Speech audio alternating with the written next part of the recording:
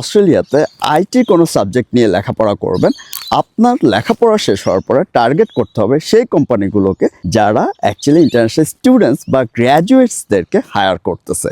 বাংলাদেশ থেকে most of the students অস্ট্রেলিয়াতে আসে আইটি সাবজেক্টটা নিয়ে। আইটি সাবজেক্টটা খুবই কমন এবং জেনারেল একটা সাবজেক্ট, যেমন information system management, business information system management, সেটা ব্যাচেলার্স ডিগ্রি হোক অথবা মাস্টার্স ডিগ্রি হোক।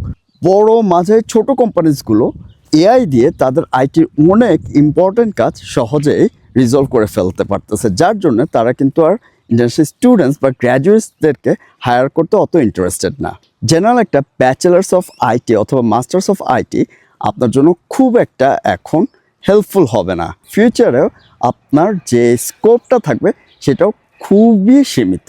নর্মাল ইনফরমেশন সিস্টেম ম্যানেজমেন্ট অথবা বিজনেস ইনফরমেশন সিস্টেমের পরিবর্তে যদি সফটওয়্যার রিলেটেড বা ডেটা রিলেটেড কোনো সাবজেক্টে স্পেশালাইজড হয়ে আপনার গ্র্যাজুয়েশনটা কমপ্লিট করেন, তাহলে আপনার অস্ট্রেলিয়াতে আইটি জব পাওয়ার চান্সেস অনেক বেড়ে যাবে।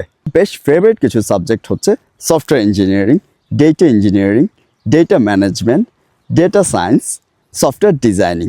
যদি আপনি আইটি রোলে ভালো করতে চান এবং ইন ফিউচার সেই ক্যারিয়ার এবং জব বা অকুপেশন দিয়ে আপনার পার্মানেন্ট রেসিডেন্সির অ্যাপ্লিকেশন প্রিপেয়ার করতে চান, তাহলে আপনাকে অবশ্যই কোডিং শিখতে হবে এবং ভালোভাবে প্রোগ্রামিং করা জানতে হবে। আপনার যদি ফিউচারে আইটি সেক্টরে জব করার ইচ্ছা থাকে, তাহলে এখনই মাই অস্ট্রেলিয়া 24-এর ইনস্টাগ্রামে গিয়ে এই ভিডিওর নিচে কমেন্ট করুন আইটি, এবং ওই 20টা কোম্পানির লিস্ট আপনি সাথে সাথে ডাউনলোড করে ফেলেন।